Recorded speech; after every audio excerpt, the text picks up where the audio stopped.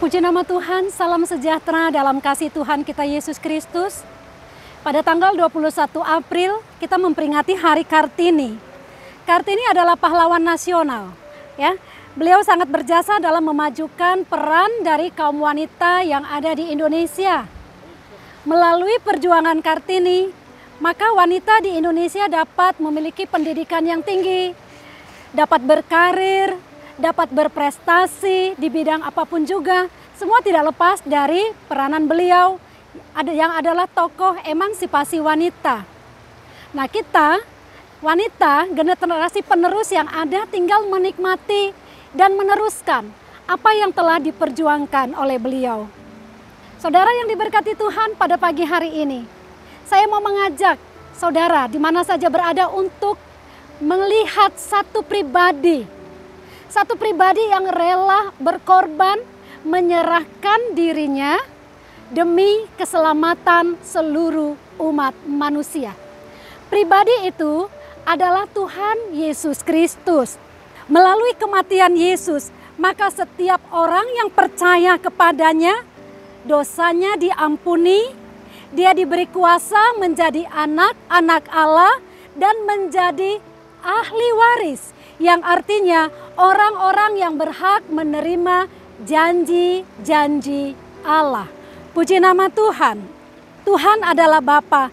Dia menjaga, Dia melindungi dan memelihara hidup kita, anak-anaknya. Ketika seorang anak masih kecil, maka dia selalu mau apa yang dia minta, apa yang dia ingini, itu harus dituruti oleh orang tuanya. Kalau tidak diberi, maka dia akan menangis, akan marah. Karena dia merasa apa? Orang tuanya tidak sayang kepada dia. Orang tuanya tidak memperhatikan dia. Ya. Tetapi dengan berjalannya waktu, setelah seorang anak menjadi dewasa, maka dia memiliki cara berpikir yang berbeda.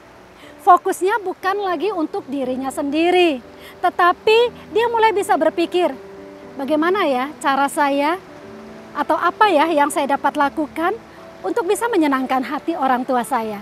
Jadi bukan lagi untuk dirinya, tapi dia berusaha untuk bagaimana cara menyenangkan hati orang tuanya. Demikian juga halnya hubungan kita dengan Bapa di surga. Ketika anak Tuhan masih kanak-kanak, ya, masih kanak-kanak rohani, maka dia selalu meminta agar Tuhan memberikan apa yang dia minta. Ketika dia alami tidak seperti yang dia inginkan, maka dia ngambek. Dia akan marah, bahkan mungkin menyalahkan Tuhan dan menyalahkan sesama atau orang lain. Tetapi seiring dengan berjalannya waktu, anak Tuhan ini akan semakin lama, semakin dewasa, dan semakin bertumbuh di dalam pengenalan akan Allah. Maka pada saat itulah timbul di dalam hati dan pikirannya, apa yang bisa saya lakukan untuk menyenangkan hati Allah? Inilah pemikiran orang yang telah dewasa. Fokusnya bukan lagi untuk diri sendiri, melainkan untuk menyenangkan hati Tuhan.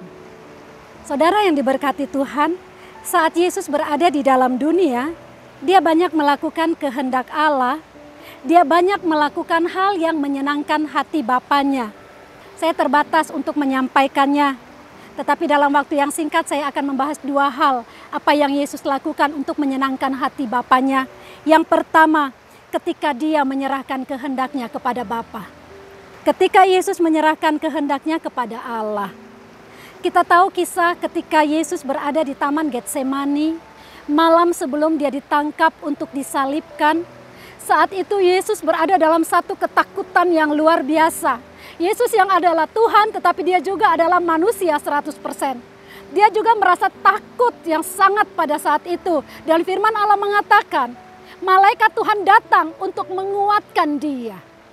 Ketika Yesus berdoa, pembuluh darahnya sampai pecah, sehingga peluhnya mengeluarkan tetesan-tetesan darah. Dia berkata kepada Bapanya, ya Bapa, kalau boleh, biarlah cawan ini lalu daripadaku. Tetapi bukan kehendakku yang jadi, melainkan kehendak-Mu lah yang jadi. Yesus menyerahkan kehendaknya kepada Allah, sehingga kehendak Allah yang sempurna terjadi di dalam kehidupan Yesus. Yesus mati disalibkan untuk menebus dosa saudara dan saya. Agar saudara dan saya dapat dibenarkan di hadapan Allah. Puji Tuhan, sebagai umat Tuhan, sebagai umat Allah, biar kita juga mau belajar untuk menyerah kepada kehendak Bapa. Sekalipun ada rasa sakit, tetapi tetaplah bertahan. Tuhan tidak tinggalkan kita sendirian. Dia tahu apa yang kita rasakan dan Dia yang akan memberi kita kekuatan dan kemenangan untuk dapat melalui semuanya. Sebab di balik penderitaan ada kemuliaan. Puji Tuhan. Hal yang kedua yang Yesus lakukan untuk menyenangkan hati Bapanya adalah ketika Dia tetap mengasihi orang-orang yang membenci kepadanya. Yesus berkata di dalam Lukas 23 ayat yang ke-34 bagian A. Ya Bapa, ampunilah mereka sebab mereka tidak tahu apa yang mereka perbuat. Yesus katakan hal ini ketika Dia ada di kayu salib. Ketika Dia dalam keadaan menderita, ketika Dia dalam keadaan sengsara, ketika Dia melihat orang-orang yang membenci kepadanya, Dia berkata kepada Bapa, ya Bapa, ampunilah mereka karena mereka tidak tahu apa yang mereka perbuat. Di atas kayu salib, Yesus berdoa kepada Bapanya. Sekalipun Yesus disakiti, Dia tidak membalas, tetapi Dia berdoa bagi mereka yang menyakiti Dia. Luar biasa ya saudara-saudara. Di dalam Matius pasal yang kelima ayat yang ke-44 berkata, tetapi aku berkata kepadamu, kasihilah musuhmu dan berdoalah bagi mereka yang menganiaya kamu. Hal ini bukanlah hal yang mudah saudara-saudara ya. Tetapi inilah yang Yesus mau kita lakukan karena kita adalah pengikut-pengikutnya. Yesus ajarkan kepada pengikut-pengikutnya agar ketika kita disakiti, kita harus apa saudara?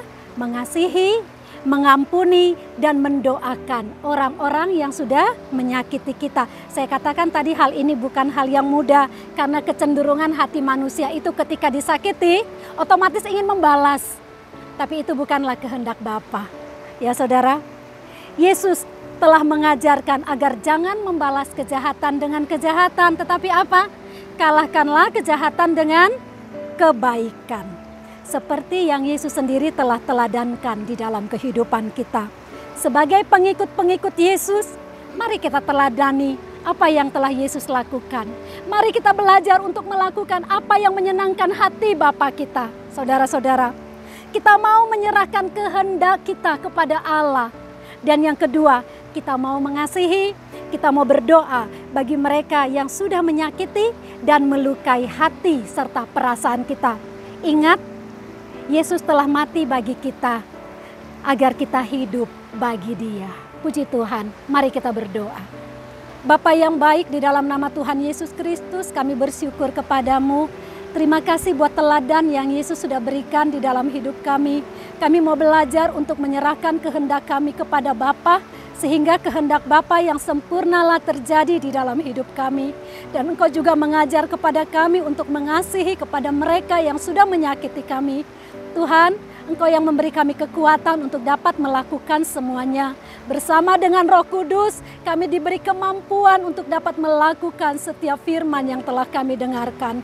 Pagi ini kami berdoa buat umat Tuhan di mana saja berada. Engkau melihat keberadaan umat-Mu Tuhan. Kalau hari-hari ini mungkin di dalam keadaan lemah, ada yang di dalam keadaan sakit, ada di dalam keterpurukan. Engkau menilik, Engkau melawati mereka, dan Engkau sendiri yang akan menolong mereka. Engkau angkat mereka di dalam keterpurukannya. Engkau bangkitkan mereka Tuhan, agar mereka tetap kuat di dalam Tuhan. Kami bersyukur punya Tuhan yang tidak pernah tinggalkan kami. Tuhan yang selalu ada bagi kami.